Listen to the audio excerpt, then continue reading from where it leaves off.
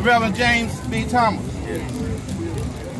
Let me assure you that on many occasions, people have stated that Taurus youth sounds something like Reverend Thomas. But I can never be as great as Reverend Thomas. You have to understand that when Reverend Thomas came through in 1930, 1940, 1950, you caught hell. When I picked up the baton, it was all about integration. So I had to make all the work that Reverend Thomas had did during that particular Jim Crow years work for us. Come on now. I had to make sure that the crumbs that fell from the table came to us. I had to make sure that if you took our vote, you were going to give us something back. Right. So therefore, having said that, I'll go to my task and read this proclamation. Come on now. Hurry up, great. Whereas Reverend Thomas was born October the 20th, 1924 in Galveston. He was a well-respected civil rights warrior in the 1950s. After serving his country in World War II from 1943 to 1946, he had difficulty adjusting to the second-class citizenship once he returned to the segregated South. As a result, he became a freedom fighter in 1947. Come on now. I wasn't born then. You know what? And dedicated his life to improving the lives of African Americans in Galveston. Whereas Reverend James B. Thomas served his community in various capacities, too numerous to list here, but which include in part service on the Planning Commission Board, Galveston Housing Authority Board, National League of Cities, Municipal Leagues, National Association of Black Elected Officials, the NAACP, and the Galveston Chamber of Commerce. Whereas from 1979 through 1982, he was the president of the Galveston chapter of the NAACP. During his tenure, he and Al Elwin played an important role in establishing Juneteenth as an official state holiday. He headed the first Juneteenth holiday and parade in Galveston in 1980. So admired was the work of the Galveston that in 1982, he was elected to the Galveston City Council, where he served multiple terms. His last term on council ended in 1999. Reverend Thomas was Galveston's first District 1 African American City Council representative. Whereas in October 2014, 40th Street from Broadway to Winnie was renamed in his honor. And whereas throughout a long career of public service, Reverend James B. Thomas earned the respect of all with whom he came into contact with and the love and affection of all. Therefore, we, the mayor and city council for the city of Galveston, remember and honor Reverend James B. Thomas for all of his service throughout the year. Witness my hand, the Honorable James Yarborough, Mayor. Thank you all very much and happy Juneteenth.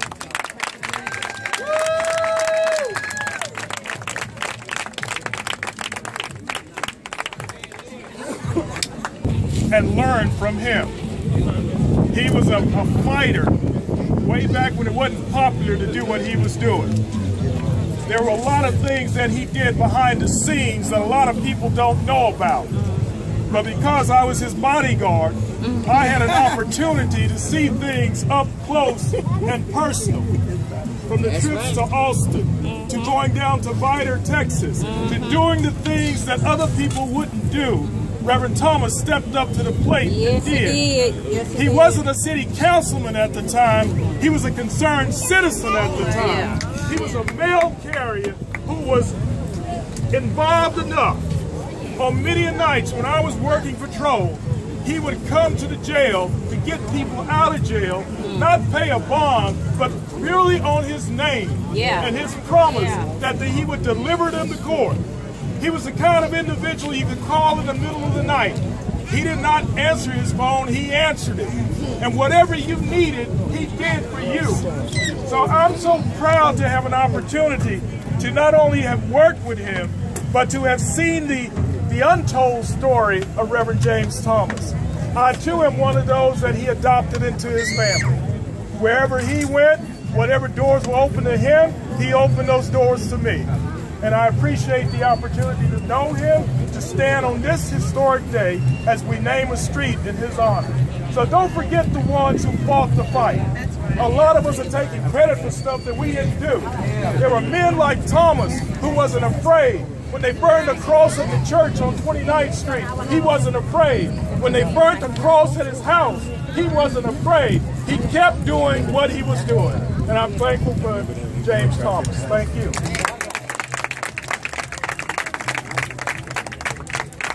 One final thing before we dismiss is that in order to make a person appear to be immortal, they started naming streets after an individual. So as long as that street was there, then that person's name was there, that person's memories were there. We know, biblically speaking, that Reverend Thomas, Pastor Thomas, Councilman Thomas is not immortal, but he's in an eternal place. But his name will live as long as the city of Galveston, Texas lives. All right. And today we're proud to stand here to honor the work, the legacy of Pastor Councilman James B. Thomas. Let's bow our heads. Gracious Master, we thank you for the work of Pastor Thomas, Councilman Thomas. The sacrifices that he made, how he gave of himself, how not only did he give of himself, but how he gave from his family.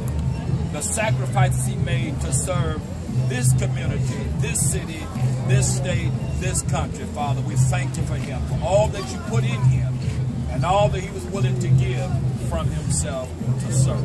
Father, we bless you. We thank you for all of those who had a part in making this day a part of history.